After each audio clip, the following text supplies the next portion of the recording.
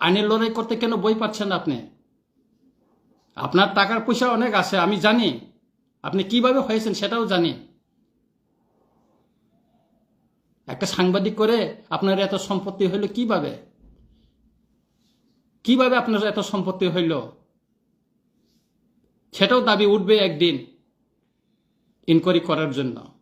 সাংবাদিকরা করে কোথায় পয়সা পেয়েছেন এত এত সম্পত্তি কিভাবে আপনার হইল, সেটাও একদিন দাবি উঠবে। আন্দোলন শুধু আপনি করেন নাই, ছোটবেলা থেকে আমি আন্দোলন করে এসেছি, আন্দোলন করে বড় হয়েছে, আমি এখনো করে আছি।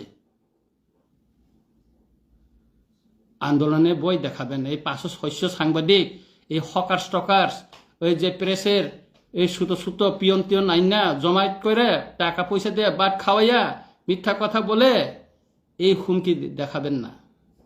আমি বই পাওয়ার ছেলে না।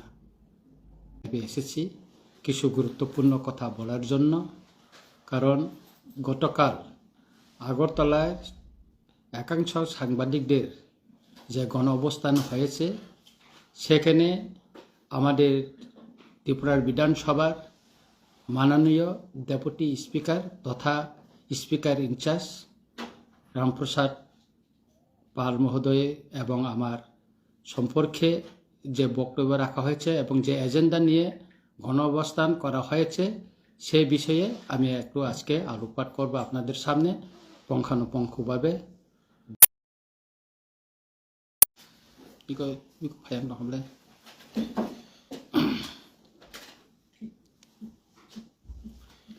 দ্বিতীয়ত হচ্ছে আমারটা নেটটা একটু গন্ডগোল হচ্ছে। দ্বিতীয়ত হচ্ছে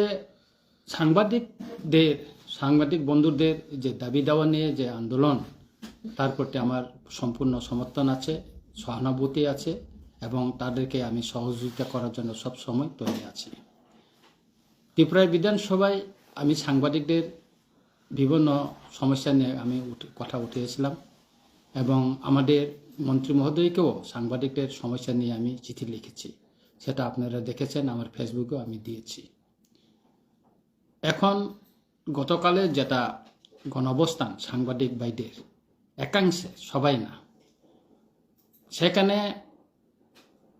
দুইজন ব্যক্তির যে সমস্যা বর্তমানে, সেই সমস্যা থেকে তারা কিভাবে মুক্ত হতে পারে সেই টার্গেট করে গতকালে গণঅবস্থানটা করা হয়েছে বলে আমি মনে করি।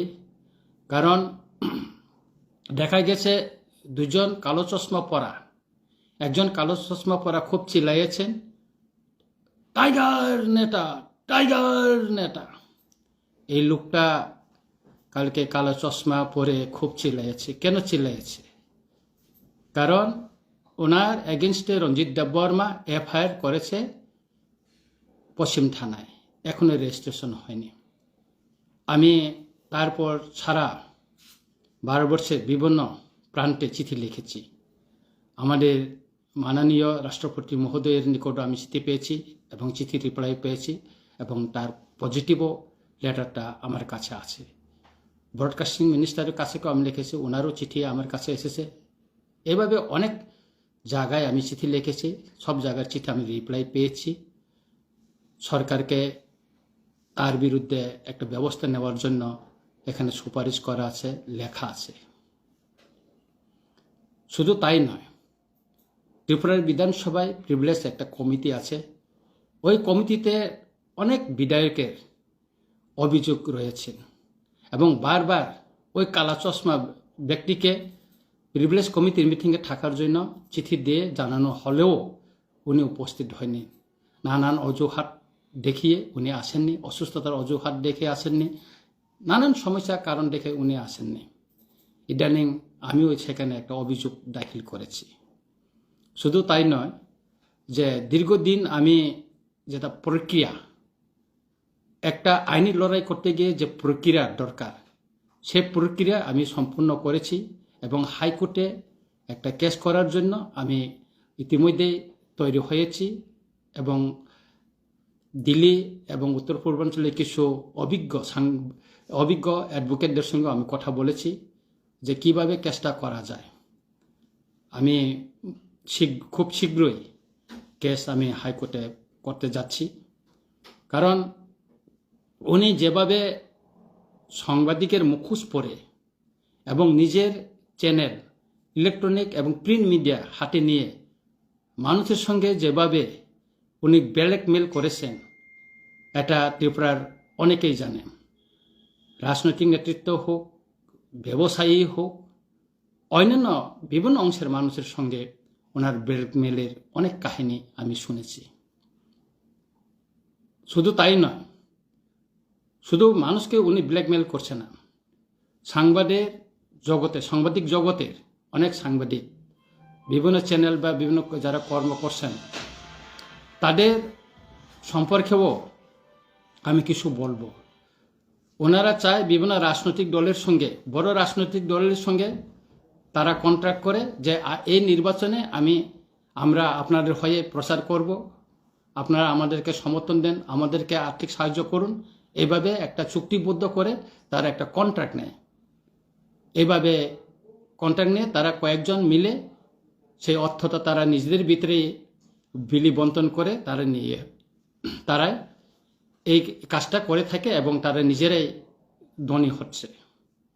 আর যারা প্রকৃত সাংবাদিক, যারা মাঠে কাজ করছে, তারা কিছু পাচ্ছে না।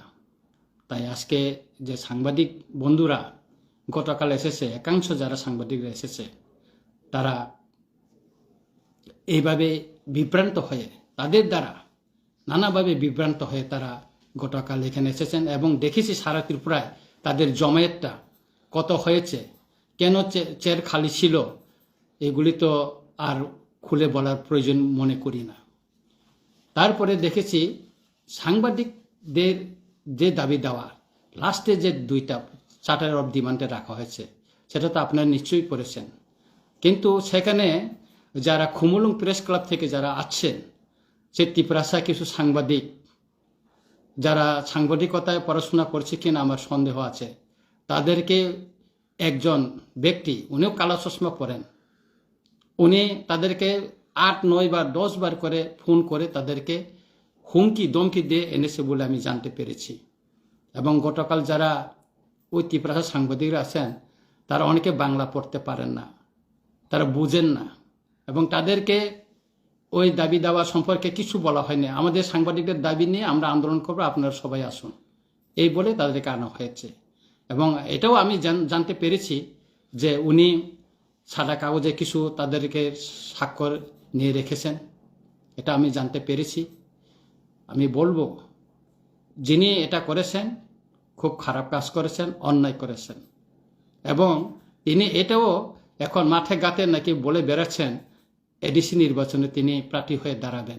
কোন পার্টি থেকে দাঁড়াবেন আমি জানি না, তিনি প্রার্থী হবেন বলে এখন সাংবাদিকদের ইয়েতে উনি প্রচার করে চলেছেন। দেখা যাবে নির্বাচনে। তা আমি বলতে চাই, অনেকে ভাবছেন যে রঞ্জিত দেববর্মা বই পেয়ে গেছে। রঞ্জিত দেববর্মার বিরুদ্ধে ইলেকট্রনিক মিডিয়া অনেক প্রচার করা হয়েছে, অনেক ইতিহাস প্রচার করা হয়েছে, অনেক প্রিন্ট মিডিয়াতে অনেক লেখা হয়েছে। আমি বই পেয়েছি? আমি বই পাইনি। আমি যেদিন এফআইআর করি সেদিন আমি বলেছি আমি আইনের কি আছে, আইনে আশ্রয় নিয়ে আমি লড়াই করব।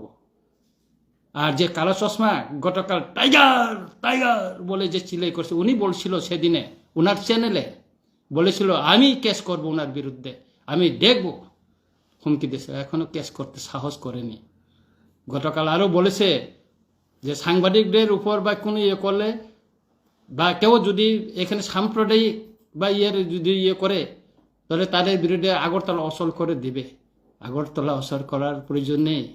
রঞ্জিত দেববর্মা এই যে এমএলএ হোস্টেলে আছে, এখানে এসে ঘেরাও করুন। আপনার কতজন? আপনি বলছেন কালকে 500 জন 600 জন। দেখা যাবে রঞ্জিত দেববর্মা ত্রিপুরা মোঠার বাদেও সিভিল সোসাইটির আন্দোলন আগরতলা করেছে, হরতাল করেছে, দেখেছেন।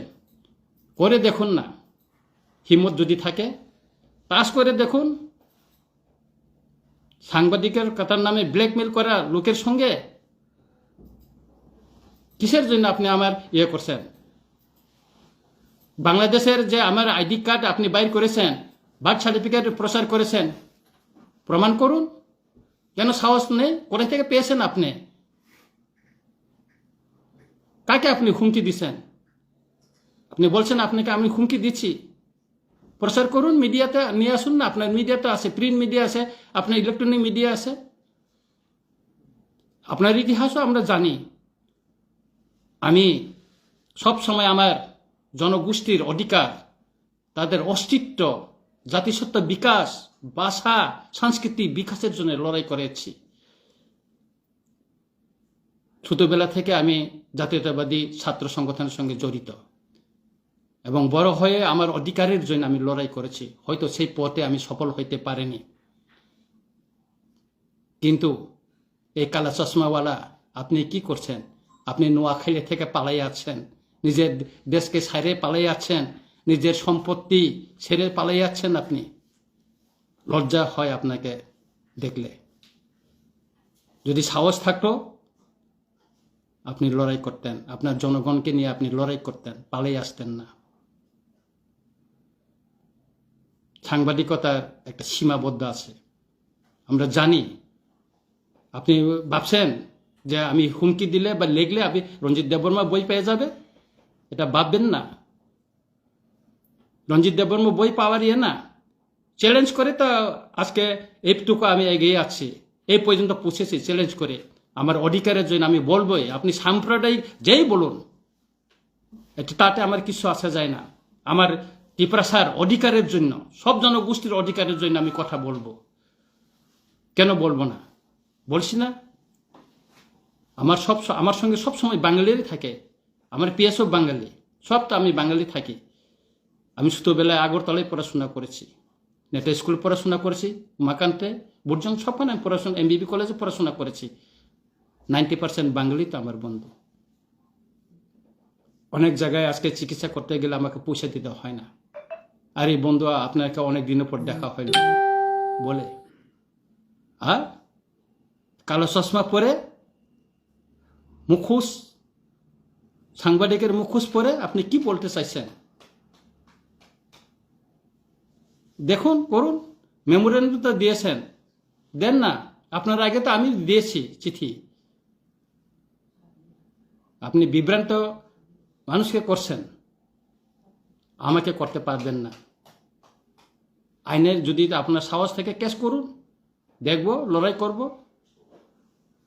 অনেক কেস আমি করেছি, লড়াই করি তো আমি এই জায়গায় আজকে পৌঁছেছি। এই হুমকি দমকি এটা আমার সঙ্গে চলবে না। পিছন থেকে আবার কম্প্রোমাইজ করার জন্য আপনি চেষ্টা করছেন, পিছন থেকে কম্প্রোমাইজ করাও আপনি চেষ্টা করছেন। আমি বলে দিয়েছি, যার সঙ্গে আপনি কম্প্রোমাইজ করার জন্য চেষ্টা করছেন, আমি ওনাকে বলে দিয়েছি হাত জোড়াট করে, আমি আইনের লড়াই করব। আমি বলেও দিয়েছি ওনাকে, আপনার সঙ্গে আমার ব্যক্তিগত কোনো শত্রুতা নেই। আপনি আমার বিরুদ্ধে লাগাতার আপনার পত্রিকা, আপনার চ্যানেলে মিথ্যা কথা, ফেক ডকুমেন্টস বানিয়ে প্রচার করছে বলে আজকে আমি আইনের আশ্রয় নিয়েছি। এটাকে সাম্প্রদায়িক উত্তেজনার আমি ইয়ে করেছি? সারা ত্রিপুরার মানুষ জানে আপনি কে। আজকে সাংবাদিকদের বন্ধুদের জন্য আপনি যদি সত্যিই লড়াই করতেন, তাদের কথা ভাবতেন, সব সাংবাদিক কালকে এখানে হাজির হতেন। কেন আসেনি? 256টা মাইক লাগিয়েছেন আগরতলায় বলে প্রচার করেছেন আপনারা। আপনারা নাকি নিরপেক্ষ হলে তাহলে এজেন্ডা, লাস্টের এজেন্ডা 2টা থাকলো কেন? কেন আপনি বিধানসভার প্রিভিলেজ কমিটিতে আপনি উপস্থিত হননি? আইনের লড়াই করতে কেন বই পাচ্ছেন আপনি? আপনার টাকার পয়সা অনেক আছে, আমি জানি। আপনি কিভাবে হয়েছেন সেটাও জানি। একটা সাংবাদিক করে আপনার এত সম্পত্তি হইল কিভাবে? কিভাবে আপনার এত সম্পত্তি হইল? সেটাও দাবি উঠবে একদিন ইনকোয়ারি করার জন্য। সাংবাদিকরা করে কোথায় পয়সা পেয়েছেন, এত সম্পত্তি কিভাবে আপনার হইল, সেটাও একদিন দাবি উঠবে। আন্দোলন শুধু আপনি করেন নাই, ছোটবেলা থেকে আমি আন্দোলন করে এসেছি, আন্দোলন করে বড় হয়েছে, আমি এখনো করে আছি। আন্দোলনে বই দেখাবেন। এই 500-600 সাংবাদিক এই হকার্স টকার্স ওই যে প্রেসের এই সুতো সুতো পিয়ন টিয়ন আইনা জমায়েত করে টাকা পয়সা দিয়ে বাট খাওয়াইয়া মিথ্যা কথা বলে এই হুমকি দেখাবেন না। আমি বই পাওয়ার ছেলে না, আমি মর্যাদা নিয়ে লড়াই করি। টাইগার টাইগার বলে চিল্লাচ্ছেন আপনি, হ্যাঁ? তা আপনি নামটা আপনি দেন নাই, আমার মহারাজ আমাকে নাম দিয়েছেন টাইগার বলে, সবাই টাইগার বলে আমাকে ডাকে। কি করবেন আপনি? কি করবেন আপনি? কি করবেন? কি করতে পারবেন আপনি? কিছু করতে পারবেন না। ওই কালা চশমা পরে কিছু কিছু সাংবাদিককে 2011 থেকে সাহায্য করে নিজের ফেসবুকে, নিজের পত্রিকায়, চ্যানেলে দেখাতে পারবেন, এসের বেশি করতে পারবে না। আমি তো ফেসবুক চালাই, আমি তো ফেসবুক করি, আমি তো ইউটিউব চ্যানেল একটা খুলে আপনার মতন আপনার এগেনস্টে আমিও অনেক প্রচার করতে পারি, করি না। কারণ আপনার মতন আমার মানসিকতা না। আপনি অনেকজনের নামে বাংলাদেশের অনেক ফেক ডকুমেন্টস বাইর হয়েছে, আপনি কারোর তা প্রচার করেন না আপনার চ্যানেলে, আপনার পত্রিকায়। শুধু রঞ্জিত দেব বর্মা। কেন? রঞ্জিত দেব বর্মা একজন উপজাতি এমএলএ। আপনার মনে জাতিগত বিদ্বেষ আছে, হিংসা আছে, কারণ আপনি এই দেশের লোক ছিলেন না, আপনি পালিয়ে এসেন, এখানে অবৈধভাবে বসবাস করছেন, নাগরিক হয়েছেন। এটা সত্যি কিনা আপনি বলুন। সুতরাং আইনের লড়াই করবই আমি। আপনি এই আন্দোলন, পেটুয়া আন্দোলন করে আমাকে দমাতে পারবেন না। লেখেন, কালকে লেখেন, লিখে দিন আপনার পত্রিকায় রঞ্জিত দেব বর্মা, লেখেন না। আমি তো বই পাই না, আপনি তো অনেক লেখছেন, কেন থামলেন এখন? কেন থেমে গেল আপনি? লেখেন না, প্রচার করেন। আমি তো আপনাকে না করছি না, ফোন করে তো বলছি না আপনার তো প্রচার করবেন না, করেন না, আপনি করতে থাকুন।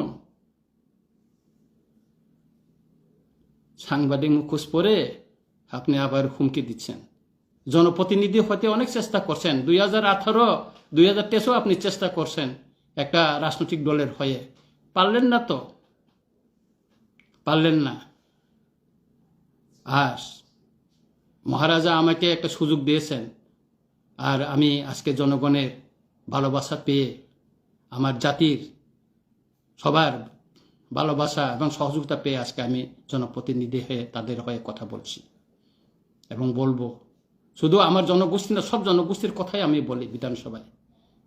আমার এলাকাতে আছে দেখুন, বাঙালি এলাকাতে আমি কি রাস্তা করে দিয়েছি দেখুন, ত্রিপুরা এলাকাতে আমি কি করেছি দেখুন। অনেক সাংবাদিক বন্ধু আছে ক্ষয়ে, তাদেরকে জিজ্ঞেস করুন। আর আপনি হুমকি দিচ্ছেন, বাইর করেন না আমার বিরুদ্ধে। অনেকের তো দুর্নীতি, অনেকটা ডেলি অন্যান্য পত্রিকায় বাইরে হয়, এই সম্পর্কে আপনি কথা বলেন না কেন? কেন কথা বলেন না আপনি? একজন মন্ত্রীর অনেক সম্পত্তির ব্যাপারে উঠছে, আপনি কেন বলেন না? তাদের কথা কেন প্রচার করেন না? কত টাকা পেয়েছেন আপনি সেখান থেকে? সুতরাং হুমকি দিয়ে চলবে না। আজকে আমার ফেসবুকে বাংলায় আসার আমার ইচ্ছা ছিল না। গতকাল যাভাবে চিল্লানো হয়েছে দেখেছি তো, চশমা পরা দুজন খুব চিল্লাইছেন। আপনি মনে করছেন রঞ্জিত দেব বর্মা বই পেয়ে গেছে? আগরতলাতে আছে। আগরতলা তো বাঙালি অধ্যুষিত এলাকাতে আমি আছি। আসুন না এখানে, গেরাও করেন না এখানে এসে। সাহসের ইয়ে করছেন, এটা করবেন না। সাংবাদিকের যেটা আদর্শ নিয়ে আপনি নেমেছেন, নিরপেক্ষভাবে আপনি কাজ করেন, সেটা আমরা চাই, জনগণ সেটাই চায়। কাউকে হুমকি দিয়ে ব্ল্যাকমেল করে সাংবাদিকতা করা যায় না। একদিন এটা জনগণের সামনে ফুটে উঠবে। কারো অনেকে আপনার বিরুদ্ধে বলার সাহস না, আমি সাহস করে বলছি, আমি সাহস করে বলছি। আপনি কি করবেন করুন, আমি তো ফেসবুক লাইভ দিয়ে দিয়েছি। সুতরাং আমি বলবো, অবিশ্বাসে সাংবাদিকতা আপনি করুন, সুন্দরভাবে করুন, ভদ্রভাবে করুন, নিরপেক্ষভাবে করুন। আর জনগণকে নিয়ে আপনি খেলবেন না, ব্ল্যাকমেল করবেন না। সাংবাদিক ভাইদের অধিকারের প্রতি আপনি সচেতন হয়েছেন বলে দাবি করেছেন। কয়জন সাংবাদিককে আপনি সহযোগিতা করেছেন? পদাধিকার, সাংবাদিকের একটা প্রেস ক্লাবের পদাধিকার নিয়ে আপনি ক্ষমতাধারী বলে মনে ভাববেন না। সব সময় এটা পার্মানেন্ট না, আমাদের এমএলএরও পার্মানেন্ট না। আপনি আগরতলার একটা ক্লাবেরও প্রেসিডেন্ট আমি জানি, আপনি ত্রিপুরা স্পোর্ট কাউন্সিলও প্রেসিডেন্ট আমি জানি। আপনার অনেক ক্ষমতা, অনেক শক্তিশালী। আপনাদেরকে সঙ্গে নাকি অনেকে কথা বলতে সাহস করে না। আমি বলছি আপনি কি করতে পারেন করেন। সুতরাং আমি বলবো, আবারও বলবো, যদি সাহস থাকে আইনের লড়াইয়ে আসুন। আমি তো আইনের লড়াই করার জন্য দাঁড়াচ্ছি। মোকাবেলা হবে সেই কোর্টে, দেখা যাবে। এবং যে আপনি জাতিগত বৈষম্যমূলক আচরণ করে আমার বিরুদ্ধে যে মিথ্যা প্রচার করেছেন, যে ফেক ডকুমেন্ট বানিয়ে প্রচার করেছেন, তার জবাব আপনাকে কোর্টে দিতে হবে। কোর্টে দিতে হবে আপনাকে। আপনি কোথায় পেয়েছেন, কে বানিয়েছেন, কোথায় পেয়েছেন আপনি, তার জবাবটা আপনাকে দিতে হবে। আর সেটা চ্যালেঞ্জটা আমি নিচ্ছি, আপনাকে চ্যালেঞ্জ দিচ্ছি। পারলে চ্যালেঞ্জ গ্রহণ করুন। তাই আমি আর বেশি বলবো না, এটুকু বললেই আমি সবাইকে আবারও ধন্যবাদ জানাচ্ছি। নমস্কার।